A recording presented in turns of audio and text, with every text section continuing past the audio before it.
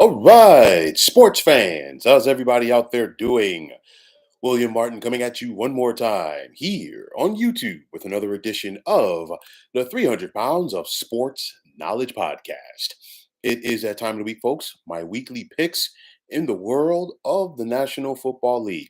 Got things started here in week number 8 on the right foot as I picked the Buffalo Bills to hold serve last night at home against the Tampa Bay Buccaneers for the final score. I said Buffalo 24, Tampa Bay 16. Close to it as it was Buffalo 24 and Tampa Bay 18. But with that said, we've got some good games on tap for Sunday as well as the Monday night affair. And with that said, here are my picks for week number 8 in this NFL season. Now we're going to start things off with the 3-4 Los Angeles Rams traveling to take on the 4-2 Dallas Cowboys. And for the Rams, they lost a tough one last week at home against the Pittsburgh Steelers, as it was a Pittsburgh, basically the Steelers. I can't even say the offense or the defense. Pittsburgh just simply took over coming down the stretch, and that was a big difference why the Steelers were able to secure that comeback win. Now, the Rams are going to be facing a Dallas Cowboys team that is fresh off of their bye. They're at home, and then they're favored by 6 points as well. For me, this smells of a trap game for the Dallas Cowboys because I think it could either be hit or miss. I think either we're going to see a Dallas Cowboys team come out clicking on all cylinders fresh out of the bye, or we're going to see a Dallas Cowboys team that's going to figure out sooner rather than later in this contest that they're going to have to buckle up their chin straps for a tough contest. Will this Cowboys offensive line be able to handle Aaron Donald and company up front for Los Angeles? Because if Aaron Donald gets going, Dak Prescott and this offense could be in for a long afternoon.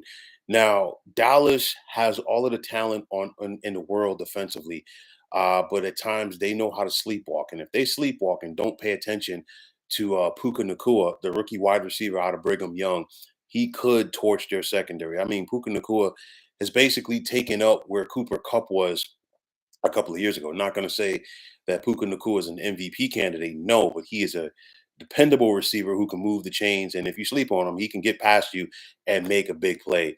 I think this is going to be a solid game. I think Dallas is going to have to get their money's worth and then some in this contest. And I'm going to take the Rams with the upset on the road by the score of 27-24.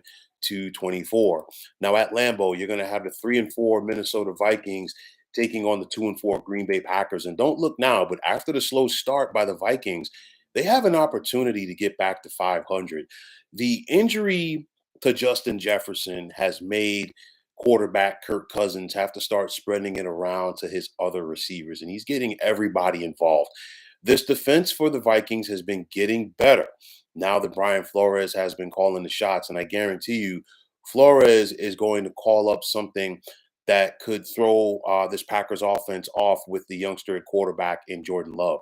After that quick 2-0 start, the Packers have taken a step back and they're still looking to get their footing. I don't think they figure it out this Sunday. Thus, I'm going to take Minnesota on the road by the score of 23-17. Now in Nashville, you're going to have the 2-4 Tennessee Titans hosting the 4-3 Atlanta Falcons. And for the Titans, how is this offense going to look without Ryan Tannehill at quarterback? He's out with the ankle injury. We saw how Tennessee's offense looked last year once Ryan Tannehill went out, and I don't think it's going to be good again this year.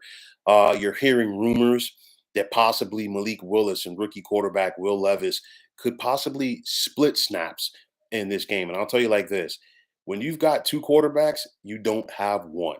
And, Atlanta's quarterback situation is not that much better with Desmond Ritter, but I look at the Falcons' ability to run the football. I think defense and field position and turnovers are going to be key in this one. And I'm going to give the edge to Atlanta 20-13.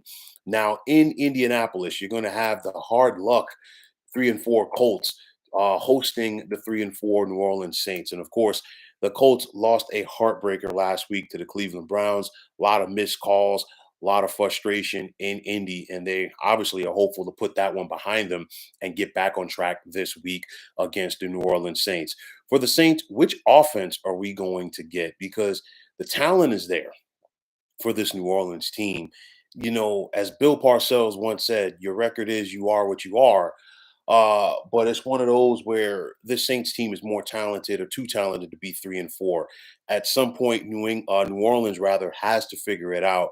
I think this is a week that the Saints get going, and because of that, I'm going to pick them in the 24-23 win. Now in Miami, you're going to have the 5-2 Dolphins looking to get back on track as they host the 2-5 New England Patriots. For Miami, they come into this contest favored by 9.5. And it's the same old story because the Dolphins so far this season have made it their business to fatten up on the teams that they are supposed to beat. They're going to try to do it again against the New England team that definitely has to be feeling good about themselves after they secured the upset win last Sunday over the Buffalo Bills. For New England, they got to try to find a way to start fast again, like they did against Buffalo. And I think the first thing they got to, when they get into the red zone, they have to score. And when you're facing Miami, especially on their home turf, when you get into the red zone, or when you get into the 20 inside the 25, you got to try to find a way to score touchdowns. Can this Patriots offense do that consistently come Sunday afternoon? I'm not sure. And because of that, I'm going to take Miami at home by the score of 30-17. Now at MetLife Stadium, it's the battle of the Big Apple, as you're going to have the 3-3 New York Jets set to get it on with the 2-5 New York Giants. The Jets come into this contest favored by 3 points.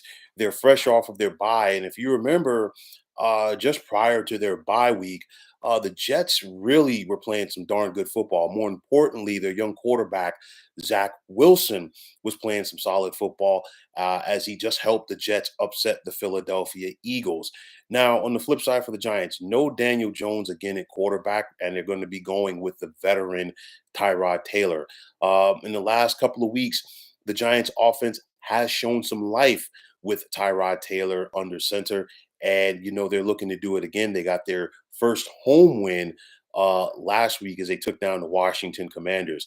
I'm going to look at this game like this. The atmosphere is going to be crazy because you got Jets fans in attendance, you got Giants fans in attendance at MetLife. It's going to be sold out.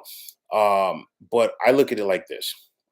This Giants defense, led by defensive coordinator Wink Martindale, he's been known over the years to cook up a lot of exotic looks for young quarterbacks such as Zach Wilson to go out there and try to confuse him. And you think about a veteran like Bill Belichick with what he's been able to do to young quarterbacks over the years, a la Zach Wilson.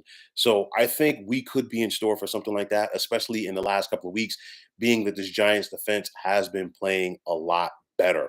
For me, I think this Giants offense, at least this year, looks better with Tyrod Taylor under center.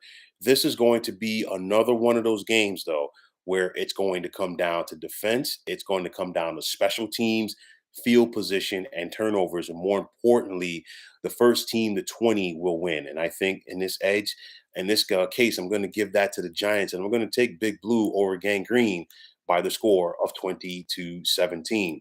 Now in the Steel City, you're going to have the 4-2 Steelers hosting the 5-2 Jacksonville Jaguars. And for Pittsburgh, they're looking to keep the momentum going after their big win last week in Inglewood over the Rams, while they're taking on a Jaguars team that's not only sitting atop the AFC South, they're also riding a 4-game winning streak.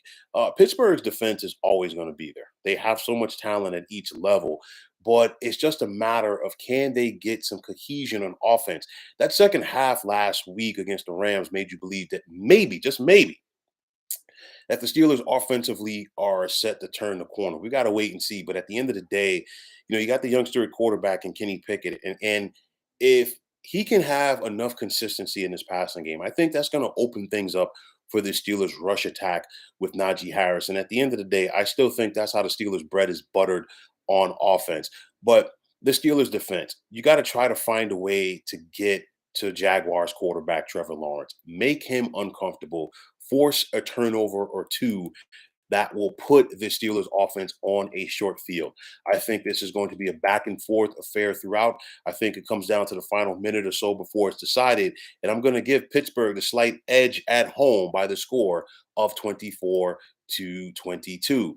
Now you're going to have the 6-1 Philadelphia Eagles making the short trek down to the DC area to take on the 3-4 Washington Commanders. And for Washington, they continue to be a thorn in the side of the Philadelphia Eagles. I look at this Commanders team. If they could play everybody like how they play the Eagles, we'd be talking about Washington as one of the top teams in the NFL, but that's not the case. Washington has had issues protecting quarterback Sam Howell all season long. Some of that is on Sam Howell. Okay, I think for Washington in this contest, what they've got to do the same thing that they did the last time around when they played Philadelphia. They've got to start fast and they've got to go out there and score touchdowns. For Philadelphia, to me, I think last week they played their most complete game of the season when they knocked off Miami. And I think it's scary for the rest of the NFL that Philadelphia is 6-1 and they really haven't played great football yet. But for me, the one thing that helps and will give the Commanders an opportunity in this game is their pass rush, led by Chase Young. And the ability to rush the passer throws off the timing of this Philadelphia offense. That is why they lost to the Jets a couple of weeks ago. And I guarantee you that Ron Rivera and Jack Del Rio, they're going to be trying to cook up a lot of different looks for quarterback Jalen Hurts. There's plenty of talent on the offensive side of the football for Philadelphia, but it's still going to be imperative for Washington to throw off that timing. And then when they get the ball, they've got to make some plays. You think back to the first game between these two, wide receiver Terry McLaurin had some big plays against this Philadelphia secondary. Will he be able to do it again? We've got to wait and see. And I know that Philadelphia comes into this contest favored by a touchdown, but I'm going to give the edge to the Commanders with the upset at home by the score of 27-26. Now in Charlotte, it's a battle of rookie quarterbacks as you got the 3-3 Houston Texans set the face off with the winless Carolina Panthers. The first two picks in this past spring's NFL draft, Bryce Young, of course, at quarterback for Carolina, and CJ Stroud for Houston. And of course, these two young men, Bryce Young out of Alabama and CJ Stroud out of the Ohio State University, are always going to be attached at the hip due to the fact that they came out in the same draft together. And of course, they were 1-2. Both of these teams are coming off of their bye. And for the Houston Texans, after that slow start, they've really picked it up. I think this team has quickly bought into what first year head coach D'Amico Ryans is selling. More importantly, they believe in their youngster at quarterback and CJ Stroud. For Bryce Young and the Panthers, he's shown flashes, but I think this team, more importantly, Bryce Young, they've got to find a way to put it together for a complete game. I think Bryce Young will definitely be up for the challenge as he is going up against CJ Stroud. But once again, I think it comes down to the fact that Houston has the better team. And because of that, I'm going to take the Texans on the road by the score of 31-27. Now, in the Pacific Northwest, you got the 4-2 Cleveland Browns set the face off with the 4-2 Seattle Seahawks. And for Cleveland, it hasn't been pretty at times, but you know what? The Browns are 4-2 and they are believing. And you look at this Jim Schwartz defense in Cleveland. And when you think about Jim Schwartz, regardless of where he's been in his coaching career in the NFL, his defenses know how to get after people. More importantly, Myles Garrett is playing like a Defensive Player of the Year candidate. And it's going to be important for Geno Smith and the Seahawks offense to keep a bead on him throughout the game. Now, when you have a phenomenal pass rusher like Myles Garrett, what do you have to do? You've got to run the football, and the Seahawks have that depth at the running back position. So for this Browns offense, what are they going to be able to do up in Seattle against this Seahawks defense? We got to wait and see. I mean, Seattle comes into this contest favored by 3.5. I think this is a back and forth affair throughout, but I'm going to give Seattle the edge at home by the score of 27-24. Now you got the 6-1 Kansas City Chiefs traveling to take on the 2-5 Denver Broncos. And yes, we're still in the month of October, but Kansas City looks like they're about to wrap up the AFC West because there really isn't that much competition in that division for them. These two teams met a couple of weeks ago on Thursday night, and the Denver Broncos gave Kansas City all that they could handle. Can they do it again? We've got to wait and see. You look at this Kansas City defense. That has been the difference so far, to me, in my opinion, for the Chiefs this year. Can Russell Wilson, the veteran Broncos quarterback, find a way to navigate through that defense enough to get Denver enough points to keep up with Patrick Mahomes and company? I'm not sure. And because of that, I'm going to take the Chiefs on the road by the score of 27-17. Now, in the desert, you're going to have the 5-2 Baltimore Ravens traveling to take on the 1-6 Arizona Cardinals.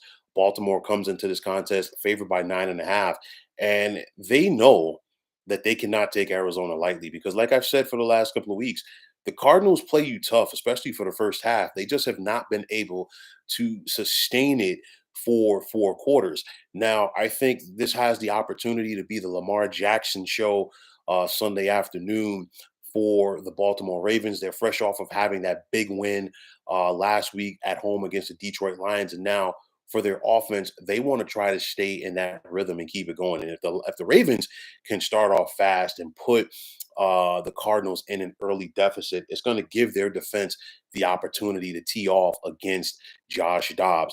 Obviously, there's a buzz in the air in the state of Arizona right now with the Diamondbacks in the World Series. I don't see it carrying over to the NFL franchise in that state. And because of that, I'm going to take the Ravens on the road by the score of 31-20. Now in Santa Clara, you're going to have the 5-2 San Francisco 49ers hosting the 3-3 Cincinnati Bengals. Both of these teams reached their respective conference championship games last year, and they're looking to do bigger and better things come January. But you got to start taking care of your business here during the regular season.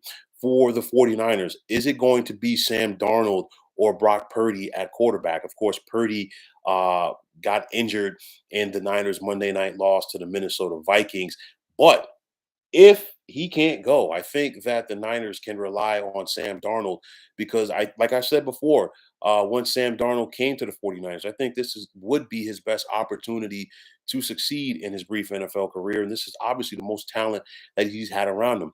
The Niners are dealing with a lot of injuries on the offensive side of the ball, which is a big reason why they've lost their last two. And if I'm Kyle Shanahan, if Brock Purdy's not 100% ready to go, I think you can go out there and roll with the veteran Sam Darnold.